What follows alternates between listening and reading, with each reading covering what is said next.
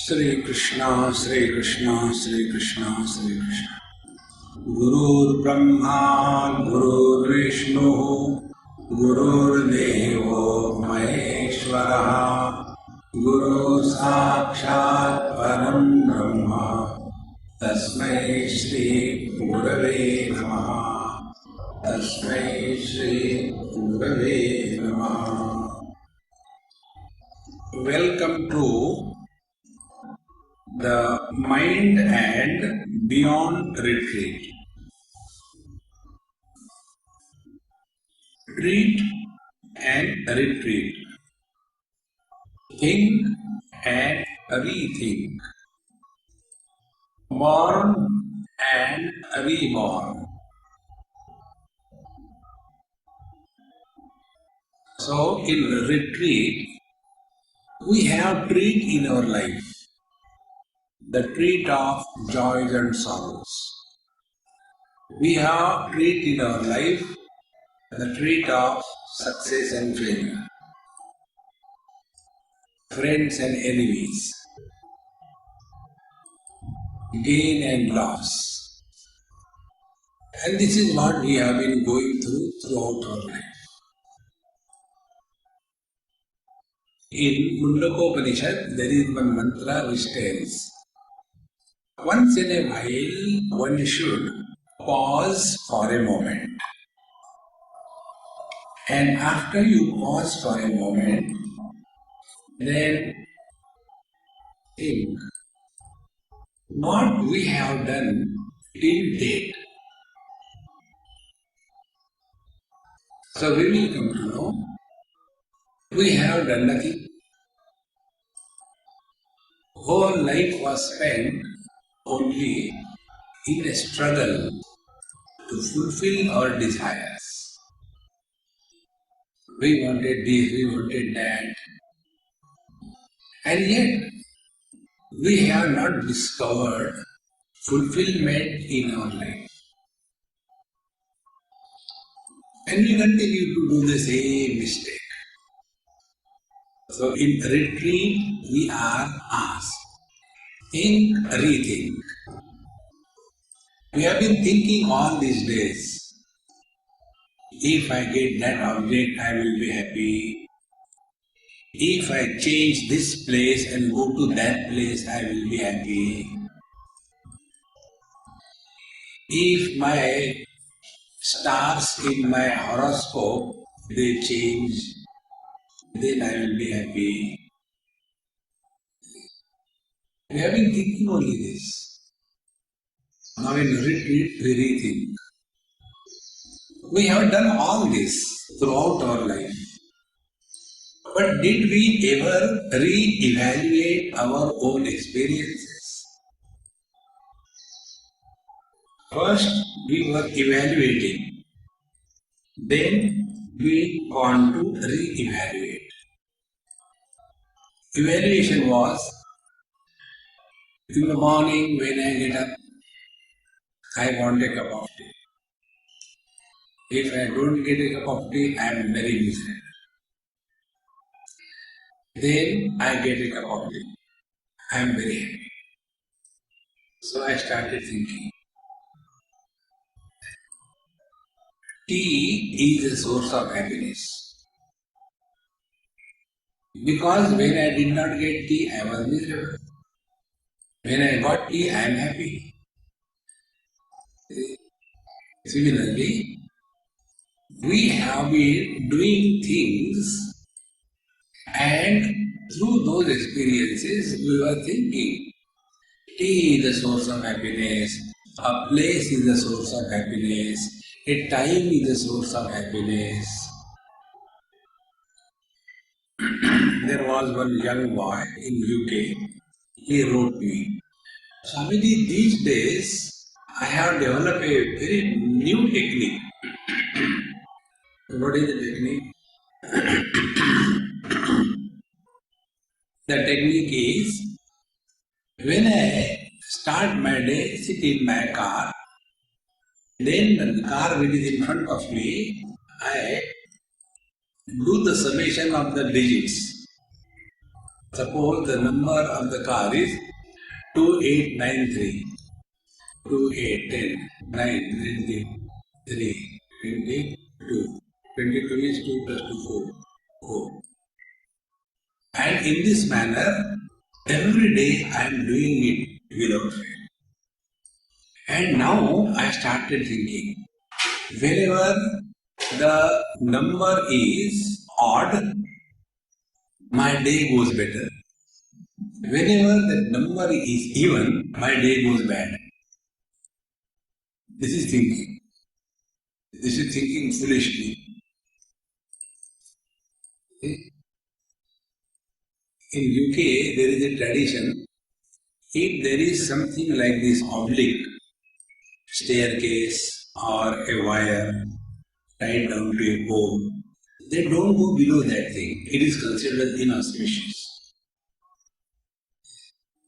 Similarly, once I was going somewhere and one cat crossed the road. So my friend stopped. So, family, what should we do? I said, why you stop? I don't understand. Didn't you see the cat crossed? I said, the same thing cat is thinking. Whether crossing by the cat is inauspicious for you or we are crossing the cat is inauspicious for the cat. We are thinking in this life and our thinking has no foundation. So rethink. Therefore, retreat, rethink. When I get a cup of tea, I am happy. And my conclusion was, therefore, I cannot deny my experience of happiness. It is my immediate experience. And this experience is coming from a cup of tea. Therefore, tea is a source of happiness. Now rethink. If tea is the source of happiness, like fire is the source of burning, so the fire burns everybody. In the same manner, if happiness was in tea, everybody should be happy by having a cup of tea. But does it happen? It doesn't happen. Rethink. And when we start rethinking, Parikshalokan, then the second thing, we have been doing so many things in our life, thinking, if I do, this will be better. When I was studying all the scriptures, everything, pretty young I was at that time. And there was another student like me, and he was infected by the yoga virus. And therefore, he will be doing right from morning onwards. Get early in the morning, do funny kinds of sounds that Brahmana Pranayam, and then the Asrika, all kinds, and do lots of acrobatics. And he says, come on, you do it, you don't do it. This is required. I say, you do it on my behalf. I am happy as I am. We will realize this when we become old. I said, then that time you will come and help me. And by God's grace, it so happened. Today he has got every problem in his body. There is spondylosis. His septum has separated or twisted. There is a septum in the nose, twisted. Because constantly hanging on the nose, The natural settings are displaced. Constant, this cough and cold, headache. So I told him, hey, how are the things? So he was thinking that if I do this thing, that is spiritual practice. So rethink, what is spiritual practice? Is it doing something or it is undoing? We have been doing so many things in life. Have we come to a conclusion of fulfillment in life? This is rethinking. Paripshalokan karmajita. The field of karma is the field of ignorance.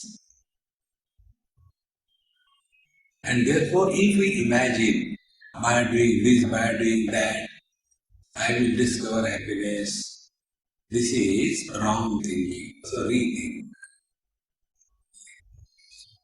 Then we are also thinking, somebody is doing japa, I will also do.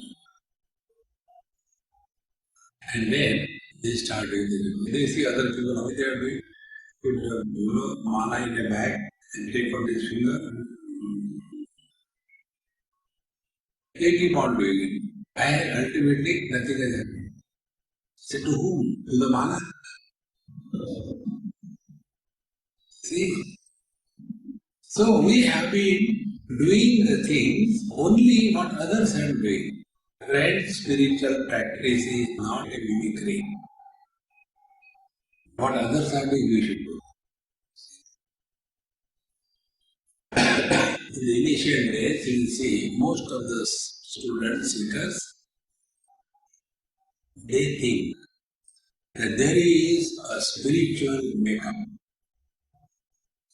We should have a mala. And in that mala also there are many options. Should we have Rudraksha mala or Sphatika mala or Tulsi mala? One person asked me this question. Swami, I like Rudraksha mala. But my Ishta Devata is Bhagavan Krishna. Very good. And I don't like the Tulsi mala. So if I do the japa with the Rudraksha mala for Bhagavan Krishna, what will happen? And then he will get confused. Why you worry?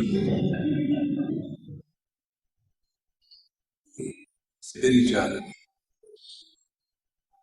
Therefore, we have been only thinking in our life without any foundation of scriptural authority. Tadvijnanatham gurume mavigache samipane shrotre brahmishta. Like we get many stories in our scriptures.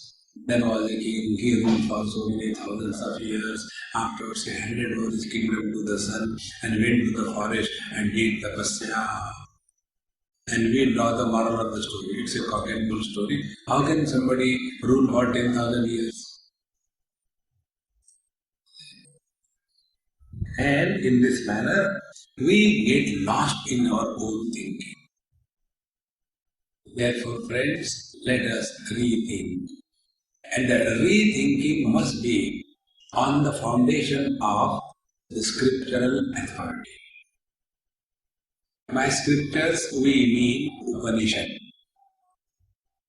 Make it very clear. By scriptures, we mean Bhagavad Gita. Because Upanishads and Bhagavad Gita, they are not creating any cult. This knowledge is available, applicable to everyone, whatever may be your faith. On other religious grounds, if you see, you have to have the brand. Brand value is religious life. Generic products are the spiritual life. A generic product can fit everywhere. With a label leaf. Therefore, we start rethinking on the basis of the scriptural authority, and for that we go to the teacher. And how do we go to the teacher? And who is the teacher? So we go to the teacher, Samit Panihi. Samit Panihi means carrying the dry twigs. Samit is dry twigs. Carrying the dry twigs in our hand, we go to the Guru Maharaj. And who is Guru? Guru is Shrotriya Brahmanishta. There are two types of teachers. One type of teachers, they belong to the Acharya Parampara, where they have studied the scriptures in a lineage of teacher-student lineage. And they have studied the scriptures and therefore they have the vocabulary to communicate the knowledge. They are Shrotriya. And Brahmanishta, but they are not only college professors. In college also they teach. If you go to the philosophy department, they will teach Upanishad, Gita, etc. But as regards their own life is concerned, they are Brahmanishta. They are not Brahmanishta. They are exclusively confused, frustrated. In Khopoli, many years before, in early 80s, there used to be one lady, she was working for her doctorate on one text of Bhagavan Shankaracharya, Shatashloki, 100 verses. So she used to come now and then and ask me, Swami, what is the And then I said, why you study Swamiji? I am doing my PhD on this text. Who is your guru? Guide, so and so. After she got her doctorate, she came and showed me. I said, hey, I would like to meet your guide. He must be very well read. He says, also very well read. So I fixed the appointment. He was in Bombay. I went to there. And only I have done this thing, I have done this thing. My books are published from here, my books are published. I have so many students, I did this thing, blah, blah, blah. Long stuff going on. I said, will you allow me to sit down? Yes, I follow sit down. He said, this is okay, but I want to ask you a question. Yes. How to do japa? I told him, you can do japa very easily, but before I tell you, you know this mantra from the Upanishad, you have to be my disciple, and then I will initiate you in the japa sadhana. No, sorry, you are making jokes. I said, no. This knowledge can be just given to somebody. See, friends, simply very well read erudite in the scriptures has nothing to do with the wisdom in life. Both. Scriptural knowledge plus application of that knowledge in one's life to convert that knowledge into experience. That is spiritual life. Such a Brahmanishta Purush is the teacher. He who has to do anything in this world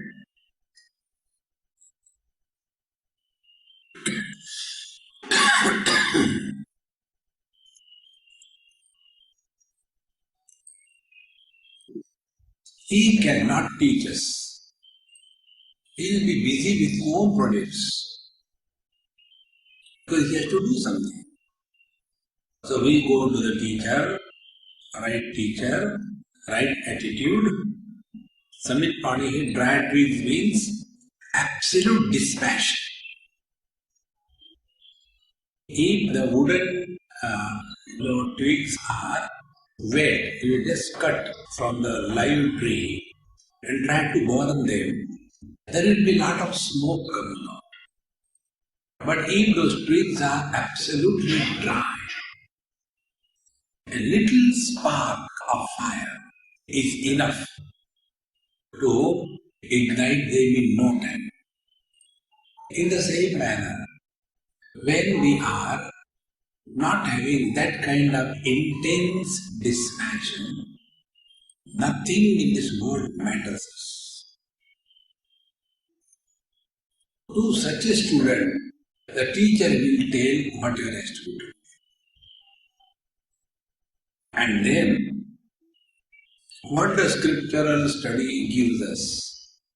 The scriptural study gives us only one thing, and that is vision. Presently, we are looking at the world from a particular standpoint.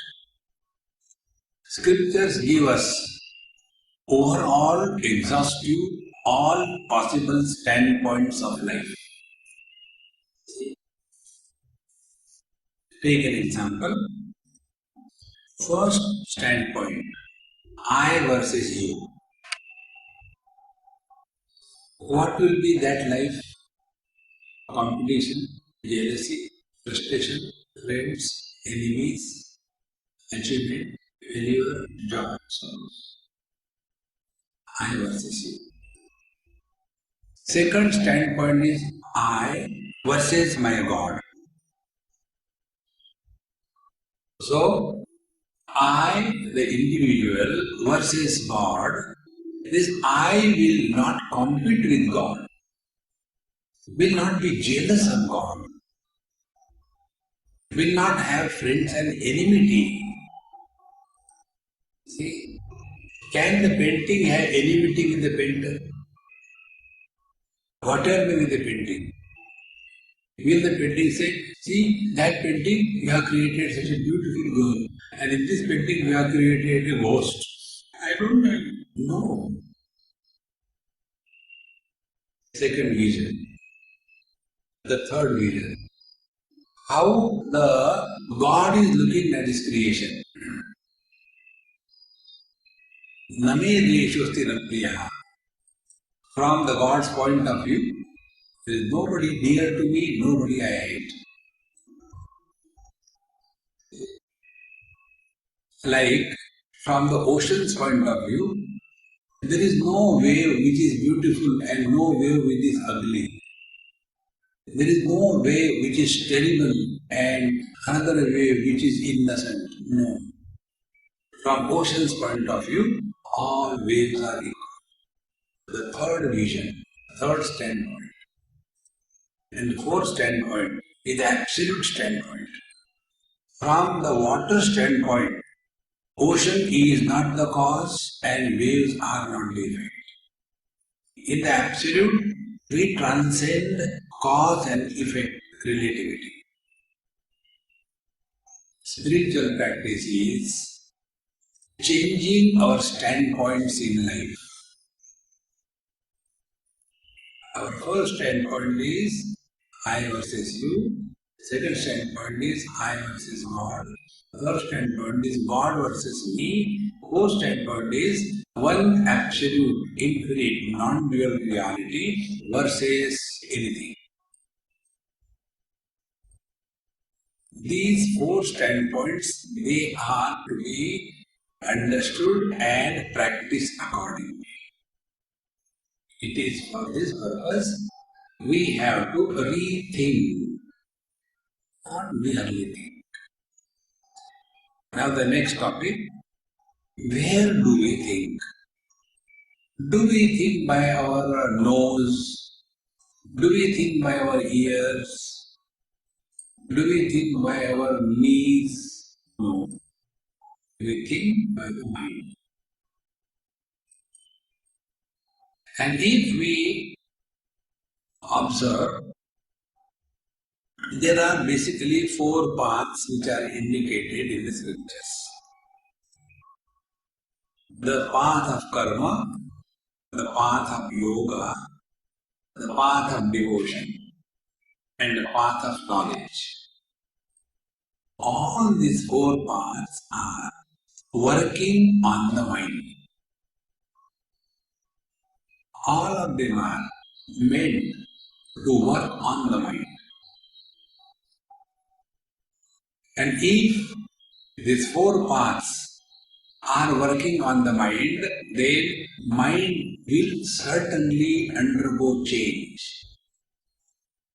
And the change in the mind is, first change is change the standpoint. The day, the moment we change our standpoints, most of the problems get resolved. Because problems are born with the obsession of a particular standpoint. See? Therefore, when we are doing karma, the impact of that karma should be on the mind.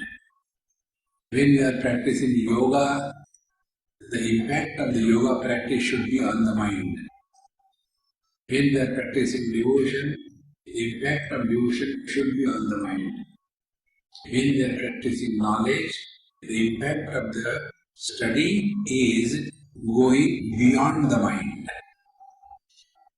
Therefore, this retreat we have named as Mind and Beyond. So the first three, the path of karma, the path of yoga, and path of knowledge, they are valid when we take mind as a reality. And then if the mind is reality, then what we should do? First of all, purify the mind. Secondly, if mind is reality, make the mind single pointed. Or if the mind is reality, control the mind. Yoga chittavritti nirodha. So, these three paths are working on the mind. And then we go to the last path of inquiry or knowledge. Then we start.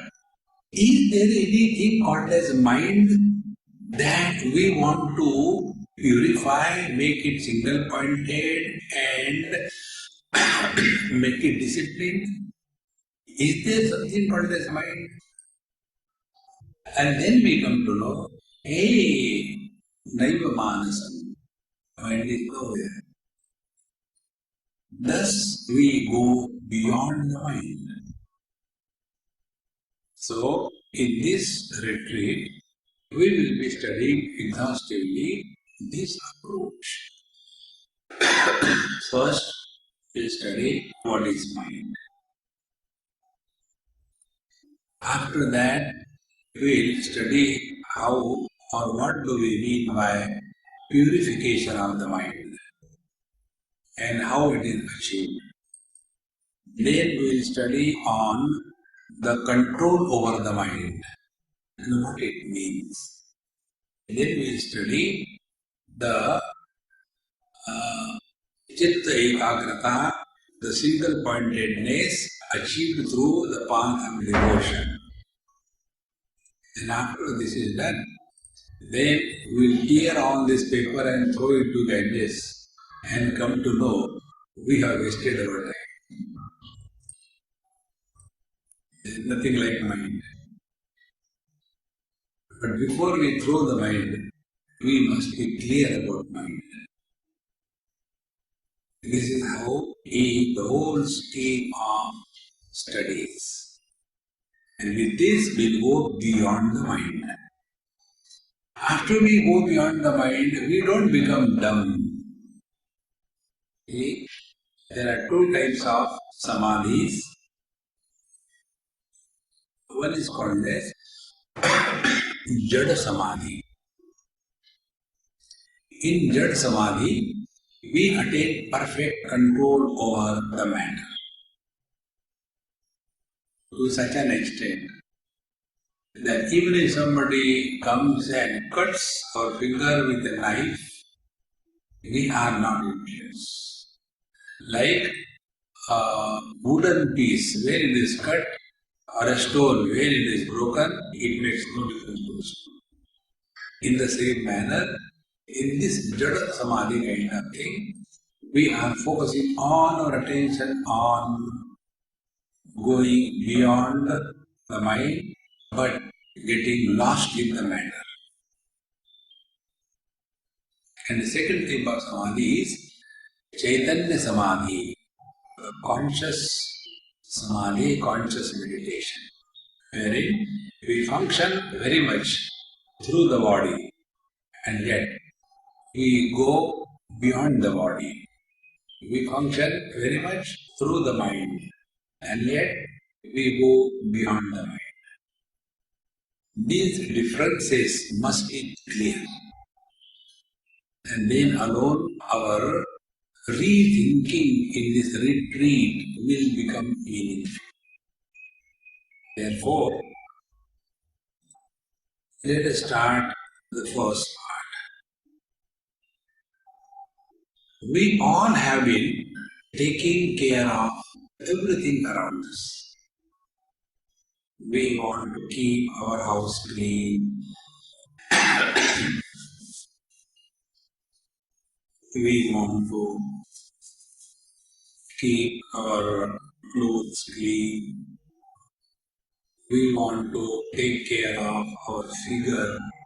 So we are concerned about our diet, how much calories, how much cholesterol, so much care. Now what care have we taken till date to look after our mind? Never.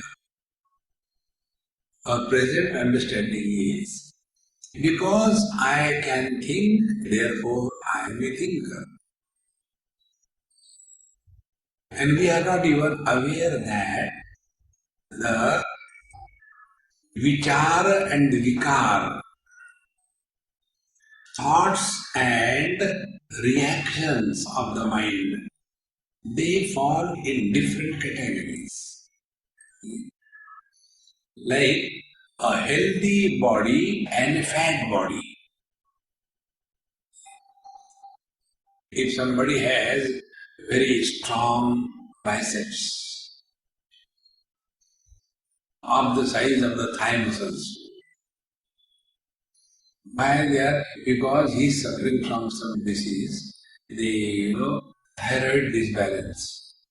Those people who have got thyroid problem, they become so huge. And they can't control it.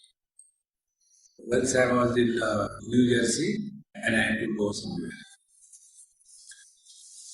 This was before 9/11. So when we were waiting near the gate of the aeroplane, those days were allowed and go there. So there was one huge lady, must be almost her bottom was maybe 3/4 of this mass.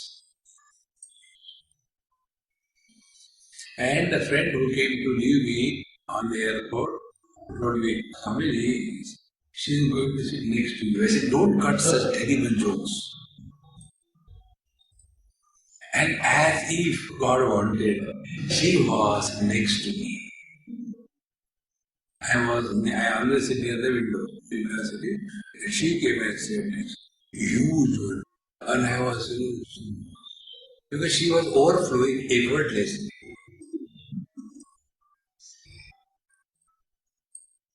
Now, she has no control. She can't do anything.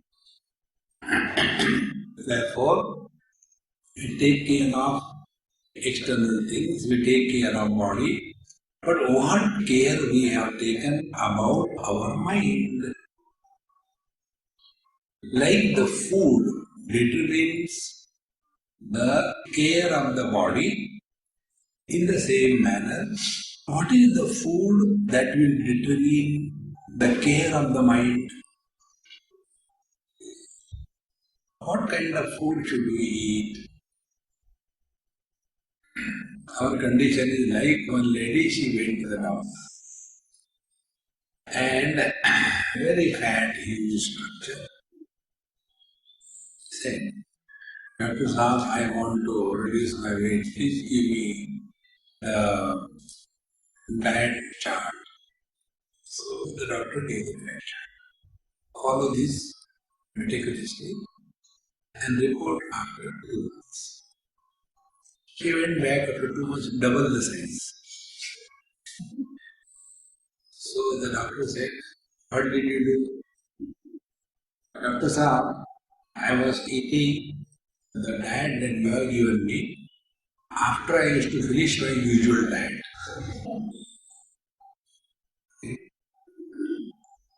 If this is our understanding, who can help us? So, if we imagine, I will continue my indulgence in the world, usual diet. In addition, I will study the scriptures. Then what will happen? Then wherever I get a chance, I will start firing shlokas from Gita. See, many people do this. When they introduce, once I was introduced by one unknown person. I never knew who is he. He was introducing me. Swamiji has come and I have learned from Swamiji the wisdom from Gita. And he quoted one verse which doesn't exist in Gita. So after that was over, when we were sitting together, I said, hey, when did I teach you? No, Swami, we have to say like this. Then, this verse that you said from Gita, this verse is not in Gita. Really? Even I did not know. That means his authority of ignorance is wisdom. Even I did not know. Where it is? I thought every shloka is in Gita only. Imagine. This is how, when we mix the worldly affairs with the study of the scriptures, like to make your lecture sumptuous, you go on firing sher shairi, couplets from Urdu. In the same manner, they will start firing shlokas from various sources. No, it cannot be. We have to have commitment to walk the spiritual path. And when we have the commitment for walking the spiritual path, withdrawal from the world will be natural. We don't have to do anything. Okay? It is something like this. Most of us complain that mind is very difficult to control. Arjuna also said in Bhagavad Gita, Chanchalam hi mana Krishna pramati balavat drudam etasyam vigraham manne vayu rivasadusha. Oh Lord, this controlling the mind is really very difficult because the mind is chanchal, fickle. Pramati, it disturbs not itself but also the sense organs and organs of action. Balavat, it is very strong. Drudham, it is obstinate. This is the mind. Such a strong, fickle, powerful and obstinate mind. To control that mind, I feel it is as good as we want to control the hurricanes. It is not a jerrycan, it is a hurricane. Very difficult to control. Rather impossible to control. So we complain, oh, it is very difficult to control. What should we do? Not control. Suffer. Be attentive. We have not understood the importance of control over mind. That is the basic reason. Like, we all have understood the importance of money in life. Therefore, has anybody ever said, money earning is very difficult, therefore I am not going to earn money? Anybody ever said this? On the contrary, we discover our own techniques. Above the table, below the table, during the office hours, after the office hours. Because we know the importance of money. Exactly the same way. When we understand the importance of fully controlled mind, mind at peace, mind undisturbed, when we understand the importance of this, you will come to know you will have no difficulties. You will find out your own ways. Those who complain of difficulties, they lack commitment. If you see in the world, those students who are committed for something, they never find difficulties. I could not study because of that. They study and they go out with good colors. See? Therefore, we work on the mind without complaint. So, what is working on the mind? Bhagavan's words. Abhyasena tu kaunteya vairagyena chidvijati. Patanjali also says the same thing. Abhyasa vairagyabhyam nirodha. By the abhyasa practice and this passion, mind can be arrested. So, as we have given importance to the things around us, our bank balance, our residence, our furniture, our clothing, in the same manner, what importance we should give for the mind? The importance for the mind is what kind of food we give to the mind. See, the food to the mind is only thoughts. What kind of thoughts are feeding the mind? Our thoughts are either the memories of the past, keep on digging the graveyards, bring out the dead bodies. When I was 20 years old, now what you do? Now I am 90 years old. So you have taken out a 20-year-old dead body. When I was 20 years old, this is how the mind survives. And the second diet that we give to the mind by default is worrying about that which doesn't exist.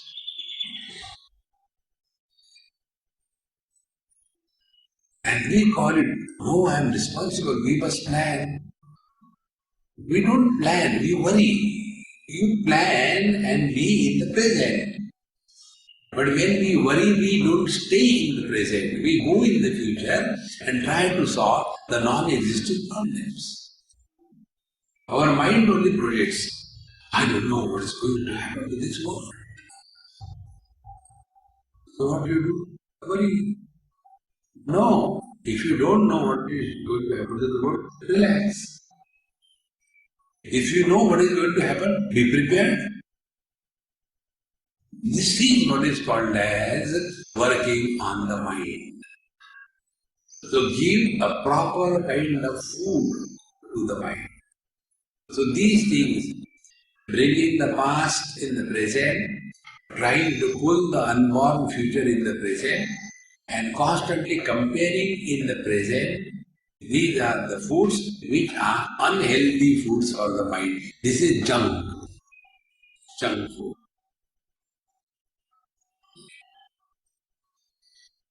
Then what is to be done? Instead of worry, chinta, we start contemplation, chintan. Then it is the thinking or contemplation. Earlier was vikara, unhealthy reactions of the mind in the present situation. The second, study of the scriptures, reflection on four issues. The four issues are: who is this I? The second issue is: what is this world we talk about? The third issue is: who is this God? And fourth issue is: what do we mean by spiritual practice? These four issues must be sorted out. If these issues are not sorted out, we are only struggling the wrong way. And that struggling in the wrong way is called as frustration, depression, and complaints. I have done so much for God, but I have been always a failure. God doesn't like me. See, friends, God is above likes and dislikes. How He will like you? One student told me, Swami, I have done my best, but I didn't get the admission. Why? I said, your best is not equal to the required best. Our best is not enough. It should match the required best. My efforts to my best abilities is to secure 3% marks. And the requirement for getting admission is you should have 97% marks. Two extremes. And we complain, I did my best. Your best is not required. Required best is needed. Such people go on complaining, frustrating and all that. Therefore, friends, let us rethink. Are we reacting to the given situation, or we are, be attentive, learning from the given experience? Unhealthy thoughts are reactions on the mind. Healthy thoughts are the process of educating the mind. It is something like this. When we react, we create a dent, a scar on our mind. But when we don't react, but we learn from the experience, then that experience doesn't create a dent or a scar on the mind. So take your example, every one of us has done. During our childhood sometime, we had touched the fire and we got burned. Then we have learned that fire burns. And therefore, we do not have likes or dislikes for the fire. On the contrary, with that learning that fire burns, we have become wise. And then the wisdom is the same burning power which troubled me, I make that burning power as a slave to my need. See the difference? Now take another example. There is one friend of mine, she is extremely rare specimen, very self-confident, nothing disturbs her. She moves around the world in her job and absolutely self-disciplined, not taking one bite of a biscuit beyond her 2 meals a day. Very disciplined, very confident. But one day we were going by car in Bombay somewhere, and I was sitting in the front, my friend was driving, she was sitting in the back seat. And in the car itself, she jumped, a cockroach on the road. When she saw the cockroach on the road, she reacted so badly. then she said, Swami, I am also ashamed of this. I don't know why I react to the cockroach. Then she said, I tried everything. You know, these children, they get to the small animals and all that. You get the lizard, you get the snakes and all that.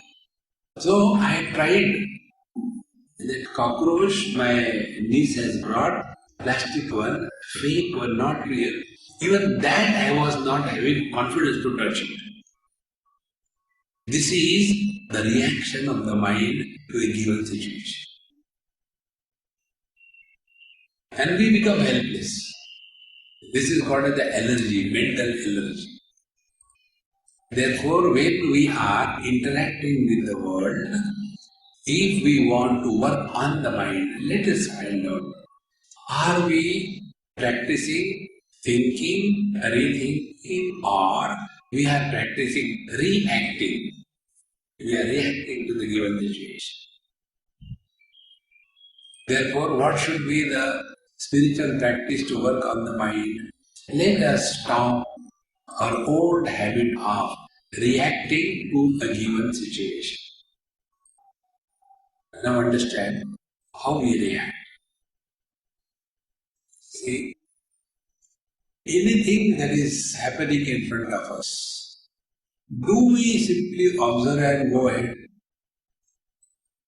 We have a comment to how beautiful.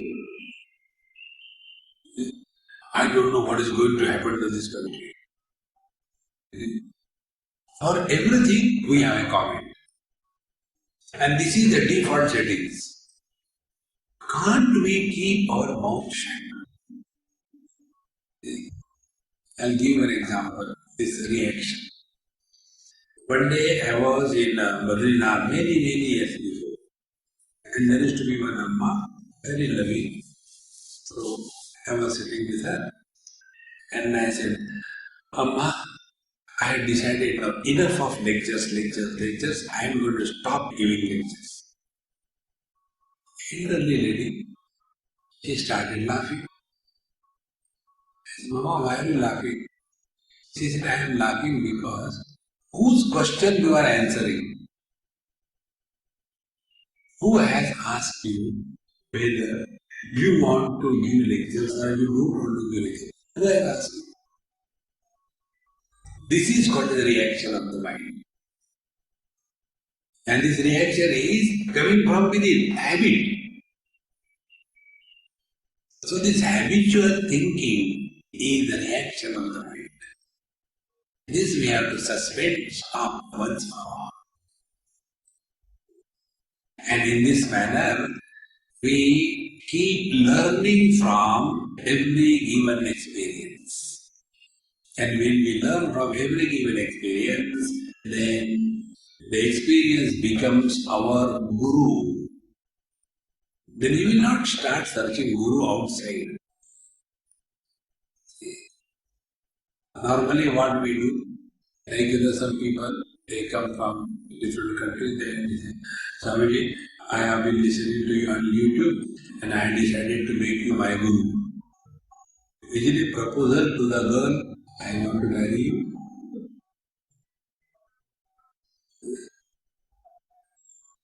I decided to make you my guru. Can I adopt you as my guru? You think I am making, but I get these questions. I said, I have heard about adopting a, orphan. So, guru is also orphan. Poor guru.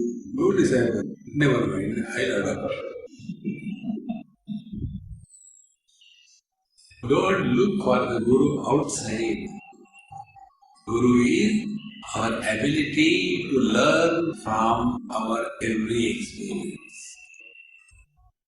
And that guru will never forsake you. External guru will never be available to you. That guru who is all the time with you is available. And that guru is your own mind. If you learn from every experience of it.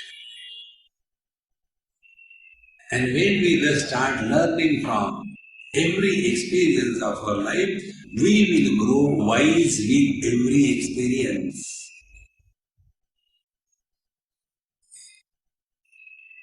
And when the wisdom grows in our life, it is reflected in our behavior.